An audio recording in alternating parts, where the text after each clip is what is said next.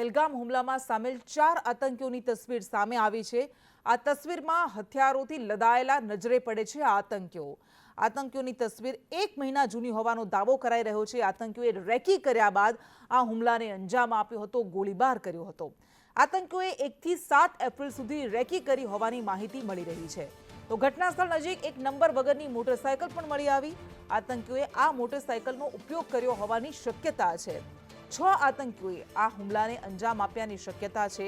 તો TRF the resistance ફ્રન્ટે આ હુમલાની જવાબદારી લીધી છે। ટીઆરએફ કે જે લશ્કરે તૈયબાની જ એક પાંખ છે, પ્રતિબંધિત છે અને આર્ટિકલ 370ની નાબૂદી બાદ આ ધ ટીઆરએફની સ્થાપના થઈ છે। ટીઆરએફના કમાન્ડર સૈફુલ્લાએ હુમલાનું ષડયંત્ર રચ્યું હતું। ટીઆરએફે હુમલાની જવાબદારી સ્વીકારી લીધી છે। અત્યાર સુધીમાં 28 લોકોના મોતની પુષ્ટિ થઈ ચૂકી છે। આતંકીઓએ રેકી કર્યા બાદ આ હુમલાને અંજામ આપ્યો હતો। 1 થી 7 એપ્રિલ સુધી રેકી કરી હોવાની માહિતી છે અને તસવીર સામે આવી રહી છે, જેમાં 4 આતંકીઓ હથિયારોથી લદાયેલા નજરે પડી રહ્યા છે।